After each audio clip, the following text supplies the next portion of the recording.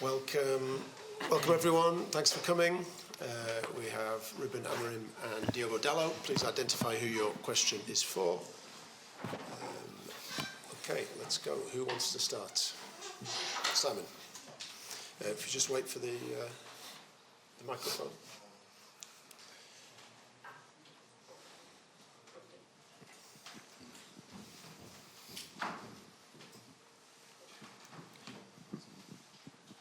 Hello. Hi, Ruben. Cobby's in the travelling squad. How good is it to have him back with the group? And can he start tomorrow? Is he fit enough now? Or is it a player that you're going to have to be careful with?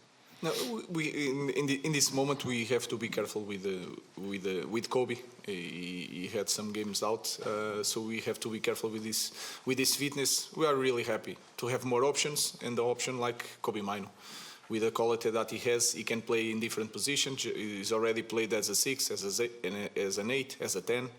So we are really pleased to have Kobe Maino, but we have to be careful, and we need Kobe Maino fit and fresh. Things are obviously improving on the injury front, but Matthias is out, Toby's out. Can you provide an update on their situations? Yeah, Mate has a problem in his foot. We are trying to assess. We still don't have the data that he can return. Toby has a small issue in his legs, so we hope to have him in a few weeks. Jamie. Hi, Ruben. Just going back to Kobe. You mentioned there you played him as a 10, for example. He started for England in the Euro finals as sort of central midfielder. Can he play there properly for Manchester United, in your opinion? Do you view him as being able to play that position? Yeah, he can play. I think in England sometimes they play with 3 defenders also. It was more or less the same position, so he can play. Of course, we need to help him, and we need to find like a little bit like Casemiro in this moment is playing better because we are understanding better the way Casemiro can play, and I think we can do that with Kobe because he has a lot of qualities.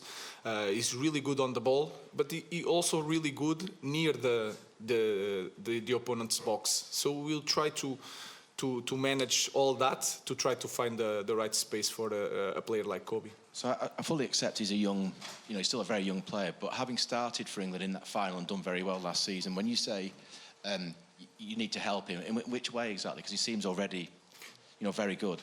Yeah, but I think that is also a little bit the problem.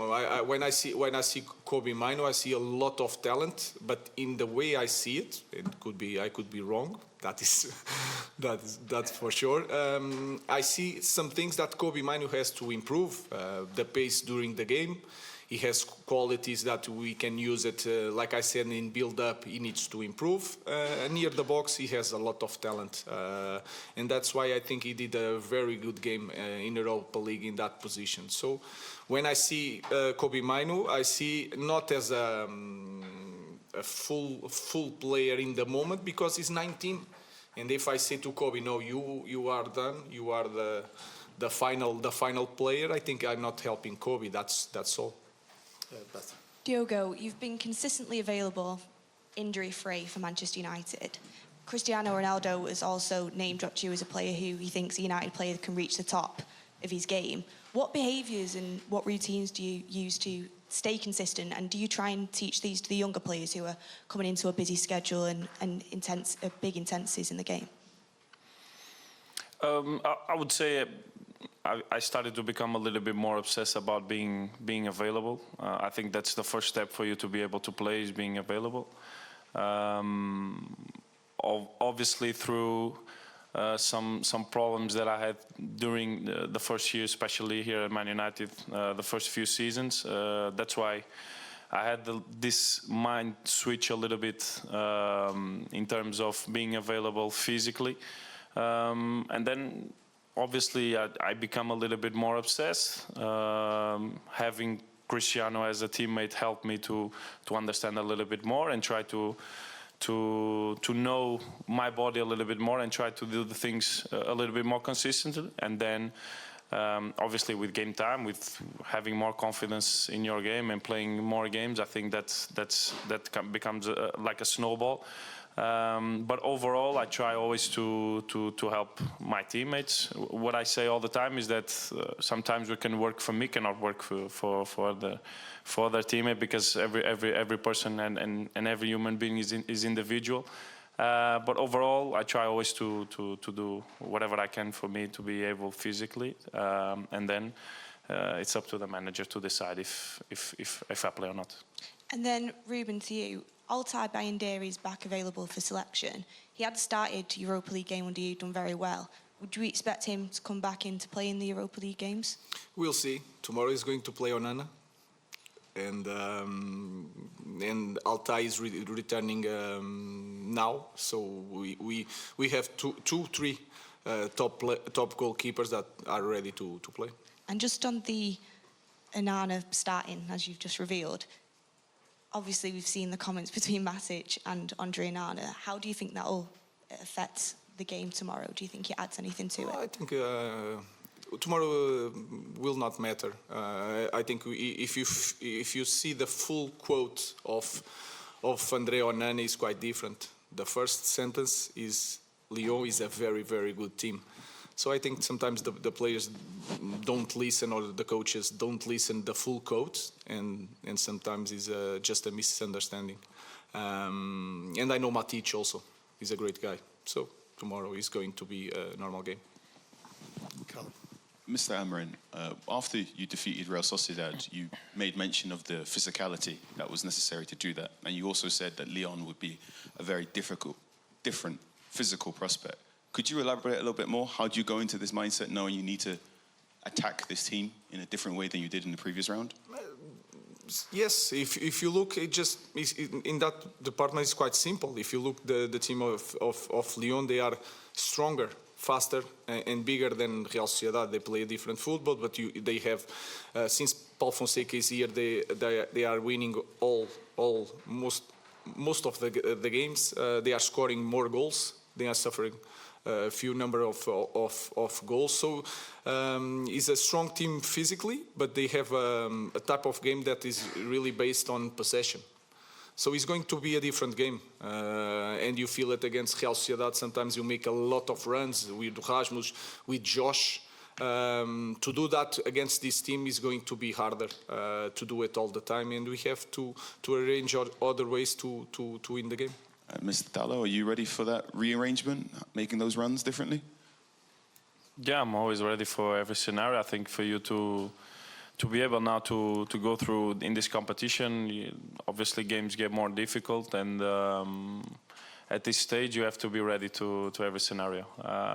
Obviously we prepared well the game, and tomorrow I think if we're sharp in our minds physically, I think we can make a very good game. Ruben, Nemanja had some very nice quotes about you, what you were like as a teammate, and how he thinks some of your strengths then have helped you in coaching. He said you were the most optimistic guy in the dressing room, regardless of what the situation was. Have you carried that trait into coaching?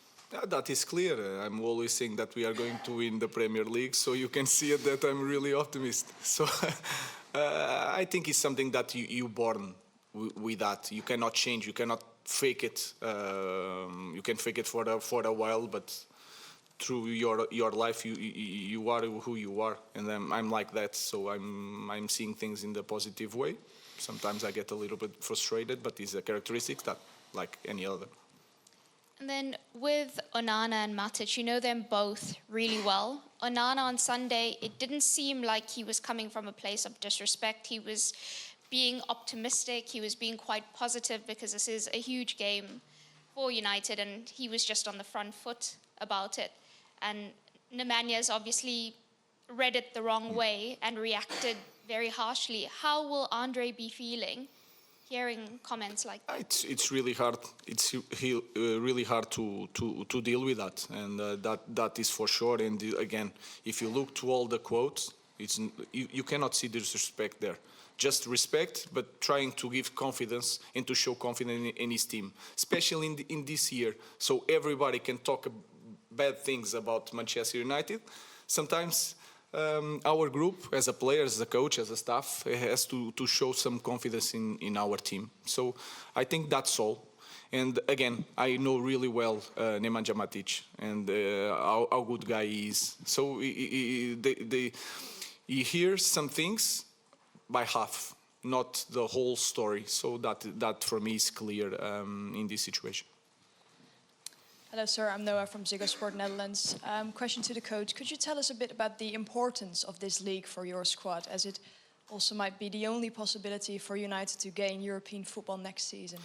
It's really important in all aspects. The first one is to win a title, especially an European title. In this season, in this context, winning something like that is massive for us, for our confidence. And then to the future, to the next season. To play Champions League in our club is completely different. The environment, the way we are going to face the summer, the budget for the summer, everything is connected with this competition. And we know that pressure, but again, it's not the biggest problem in Manchester United. And we have another strengths to get this in the right way without Champions League next year. But of course, if we are here, we will try to win. And I also wanted to ask you about the development of Joshua Zirkzee. How are you looking at that, and how is he doing? I think he's improving in all aspects. I think he needs to be more selfish, and that is a thing that when you play as a striker, he's not the typical striker, but he has to be more selfish. He's more aggressive now. He works better now. He's defending better now. He's connecting quite well. He played as a striker in some games, especially against Arsenal. He did really well, and then in some games against Real Sociedad he played more as a 10, so he can adapt in different situations. So I see it in that Josh is improving and is showing good things. Thank you. Last two, Pete, and then Rob. Question for Diogo. There's been a lot has been said about the lack of intensity in the derby on Sunday. Have you noticed a pick-up in intensity this week ahead of a crucial game, or has it been the same as it always has? I mean, I can tell you straight away that it was a really intense game. I was on the pitch, I run a lot, and my teammates run a lot. We fought really hard to be competitive that game.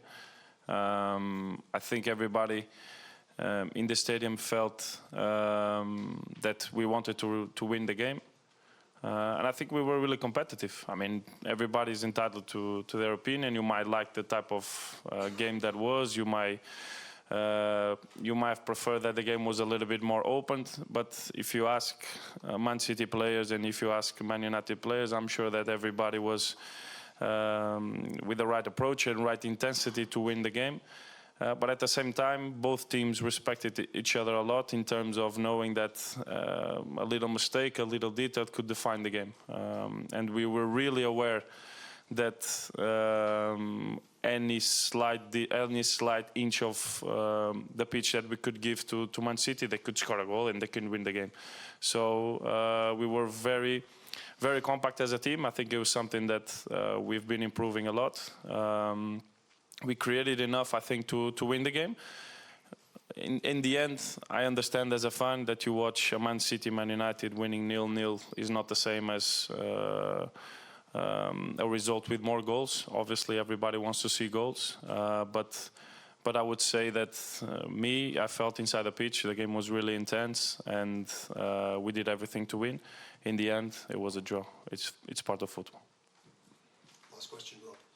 Hi, Ruben. Obviously, since you've come in, the results in the Europa League have been a lot better than perhaps they have been in the Premier League. Because you're asking the players to change the way they play a little bit, do you think they're finding it easier to play in the Europa League games, possibly because it's less intense or it's not as physical, and it's easier for them to kind of follow these new instructions that you're giving them? No, I think it's not nothing tactical. I truly believe it's the pace of the game, the physicality of the game, and you have, guys, we have the best league in the world. Sometimes the games you don't see a lot of intensity, but I can guarantee you that compares to some games that we had in the Europa League, and I have the data to talk about it, is completely different. And if you have one more second to think with the ball, it's a different game. So until now, I don't know the game tomorrow, but until now, I felt a difference when we play Europa League and when we play any Premier League game. So that small space of time can give us an advantage to play better. Thank you very much. Thank you. Thank you.